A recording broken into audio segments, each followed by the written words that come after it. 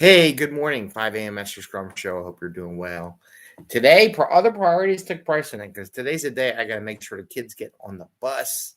I got to pay bills, so all that stuff I need to get done. And I walked the dogs today. My wife had brought home these little tiny pretzels, little tiny things. I mean, they're not even like my finger, they're little tiny things. So we're going to talk about user stories and how some teams like to break them up and to like waterfall and what's the advantages and disadvantages and things going on when that happens. So we're going to talk about that today. I did bring my little whiteboard, right? I got that. I got all the dogs. Bubbles, you want to be in the picture? Come here, Bubs. Come here, Bubs. No, you see the white dog. I know the white dog's here. And the brown dog's here. Brown dog's here. She's staring at that pretzel right now. And she's like, the cat's going to get my pretzel. And like, nope, Betty. And we got Bubbles. Bubbles. Bubbles is not going to eat the pretzel. She's all worried about the cat eating the pretzel. Oh, my gosh. It's Comedy Central here. See, bringing bread, dog, and cat into the situation in live YouTube world is bound to cause trouble. Hey, don't. She just dipped at her because she thinks she's not going to eat the pretzel. Okay. See, look at this. Look. Stop. Do you want a piece of pretzel? Okay. The cat's not going to eat your pretzel. There. You good now? All right. Good girl. Lay down. You can have more later. I think she's more concerned about the pretzel being eaten by the cat than she is about anything else. She actually nipped at her because she's worried about cats don't like pretzels. Betty, calm down. She's all worried now. Anyway, we're way off topic. 5 a.m. Mester Scrum Show. I am Greg Mester, Scrum Master and Agile Coach. And we're having a little fun. Every once in a while, I just want to see what happens. This is our 756th episode of craziness in the Mester household here with the dogs and the cats. And she's calming down now, but she's staring at that pretzel like there's no tomorrow. So let's talk about user stories and how some waterfall teams will carry over the waterfall thought process and design process into story creation. And we're going to talk about some advantages, disadvantages, some hiding of stuff in your velocity numbers that occurs. So why do we talk about this? Because we want to talk about bringing value to the customer without working crazy hours. Make sure we get home with family and friends, have a little fun with family and friends, and have fun in the office, right? That's what we want to do. She's so fixated on this pretzel. She's worried it's going to run away. Bubbles, I'm sorry, baby. Dog thought you were going to eat her pretzel. So let's talk about this. So I got a red pen. Where's my blue? Oh, there's my blue pen. All right, let's see. We got a user story, right? And I got the whiteboard, so I have to describe it for the podcast, make sure we're good. So we got user stories. And you know how I am. I like customer story, right? So and this is where they get away from the user story. Oh, it's a user story. It's not a customer story. It should be a customer story. I'm going to change it to customer. Because when you actually say customer, you can't do this little subdividing because what the hell does a customer care about the design, development, test? They just want the product, right? So a typical user story, it talks about what they want. They want to be what, and maybe even when. There's an implied thing we would like. If you prioritize something, the prioritize kind of dictates to when.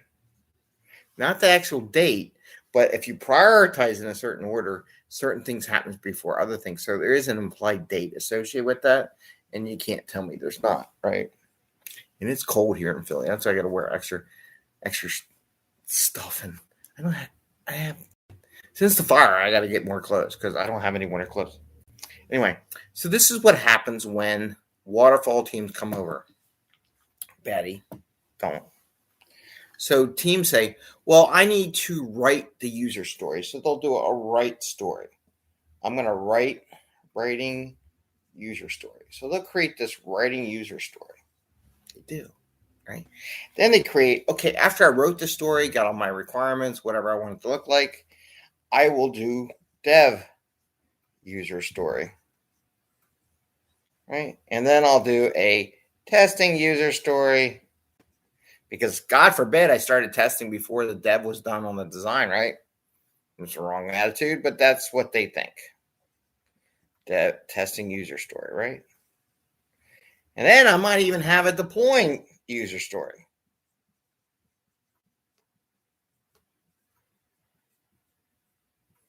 But you know what gets, one thing that gets rid of that deploying user story at the very end is CI/CD. So if you have continuous integration, continuous deployment, then the deploying user story goes away, because it just sits in the cradle until it all moves up, and it just happens because it's been tested, it's got all that stuff, it's good, and then maybe there's just a couple of things you check to see to make sure everything's good when it goes into full production. So mostly we talk about these: the writing user story, dev user story, and testing user story, right? So what's the advantage? One, maybe you get some better requirements. Here's a disadvantage. If this is a 2-week sprint, and this is a 2-week sprint, and this is a 2-week sprint, you're talking 6 weeks, right? They give themselves 6 weeks to get it out the door. That's crazy. That's like a month and a half for a simple little requirement. What's supposed to be happening is all this supposed to be happening under a 2 week. Therefore, the smaller user story. So you break down all these things you want into smaller elements. For, let's say, I want to use a credit card, and you write a user story for using a credit card. You don't write a user story for picking information on a library, then putting the shopping cart, and then checking out and getting the address, and then using a credit card. Those are all multiple different user stories, because you do all that, maybe it will take 6 weeks to get it all done. If you try and lay everything out, how it's all going to interact and everything. Here's the other thing. So let's say they have a velocity. This is how they scam everyone. They'll say let's say I'm going to use a 10 point. Let's say this is 10 points. This is 10 points. And this is 10 points. Right? So they'll say, hey, my velocity is still the same, but it's taken them 3 weeks to get there, 30 points to get everything into the customer's hands. That's not how it's supposed to work. And they'll do that and say, hey, my velocity is still stable. They'll take a story and they'll break it into a dev and a test, so they can say that they're still working at good velocity. And they'll break it in two, and they'll put one in one sprint, one in the other one. It's a classic little trick that dev teams pull in order to make themselves look good on all those org charts and everything like that. So an advantage is maybe you get some more details, maybe you get some more time. I would say you don't get more time. One other disadvantage I didn't write on the things: what happens if you were to create in your system like a clone? They all like to clone things. Let's say you cloned.